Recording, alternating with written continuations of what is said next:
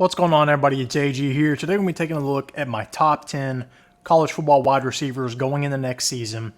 Now, there's not really a definitive list, to the top 10 receivers. You're going to know some of these names. You're not going to know some of these names. Some of it is, purely stat-wise. You'll see, oh yeah, this guy's a top receiver. Some of it, they just pass the eye test. There's not really a right answer here, but while we're moving along, join me down in the comment section. Let me know your top receivers. Let's get started. First off, I got a few honorable mentions for you here. First off, we got 5 of them. Trey Harris at Ole Miss. All right, he should do some really good things this season. Has had pretty good success in the past. Evan Stewart at Oregon, transferring over from Texas A&M. He should have a big year. CJ Daniels at LSU had a really good year last year at Liberty. Transferring to LSU, they're going to air it out a little more. He should put up some really good numbers. Tory Horton at Colorado State put up some really good stats last year. Their quarterback is back. So is he. They should put up some good numbers this season. All right, and last but not least here, LaJohntay Wester at Colorado, transferring over from FAU, put up like top 15 production last year. We'll see how he does in Colorado.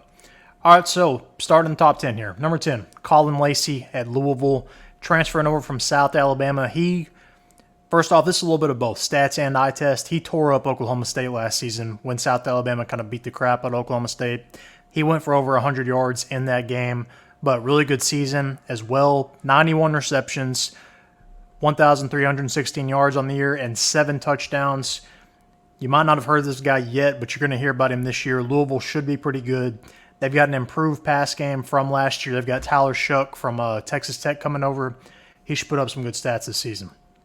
Our number 9, emeka egbuka at Ohio State. Marvin Harrison Jr. is gone. All right, so last year's stats were kind of but the year before that, 2022, put up some really good numbers, about 15 touchdowns, over 1,000 yards receiving.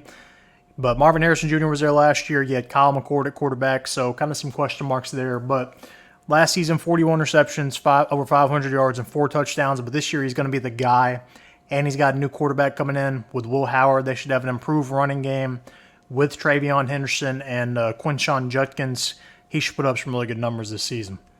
Our number 8, Tez Johnson. So another guy that I think will put up some really good numbers. He'll probably be an All-American by the end of the year. So last season, you had Troy Franklin as the number 1 receiver. He was kind of the number 2 guy. But Tez Johnson is going to be the dude now for Oregon. You've also got Dillon Gabriel coming in for Bo Nix. I think Dillon Gabriel is frankly better than Bo Nix. Oregon's offense always puts up really good numbers, but with Dillon Gabriel at quarterback, with him being the number 1 guy, I think he's going to put up even better stats this season, but last year, really good stats in its own right. 86 receptions, over 1,000 yards receiving, and 10 total touchdowns. Our number 7, Jalen Royals. This is probably a dude you haven't heard of, but he puts up production. All right, not necessarily receiving and yards that'll really blow you out of the water, but the touchdowns. 15 touchdowns. You can see him here mossing somebody. Well, I don't know if that's really a moss, but it's a touchdown. 15 touchdowns is pretty impressive, all right? So even if he's not getting a lot of yards, a lot of looks, that means in the red zone, they're throwing this to this guy, and he's going to put up some really good touchdowns production-wise. But 71 receptions, over 1,000 yards receiving, 15 touchdowns, really good stats there. Our number 6, Kevin Concepcion at NC State. Did this with some kind of questionable quarterback production last year. 71 receptions, 839 yards, 10 touchdowns. He should be even better this year as well.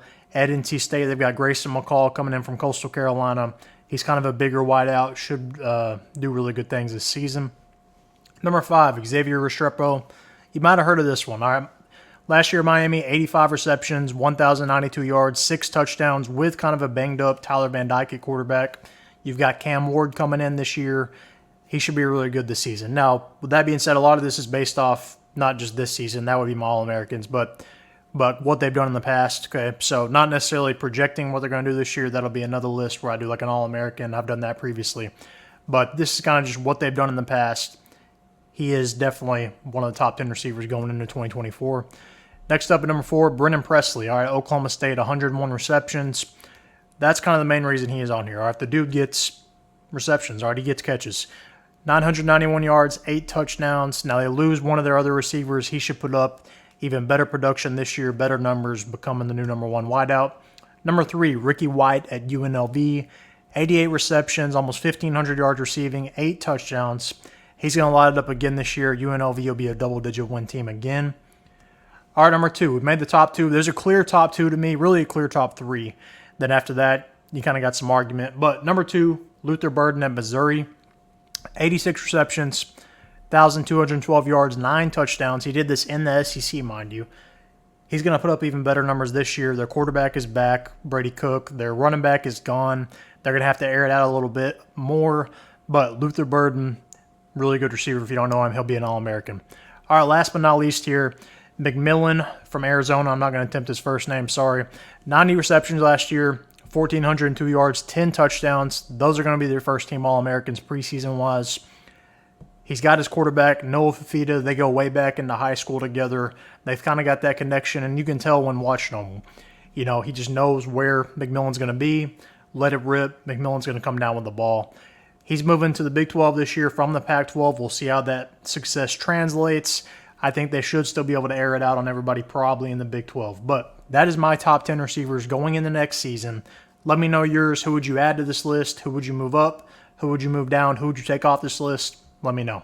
Comment down below. Make sure to like this video. And most importantly, subscribe.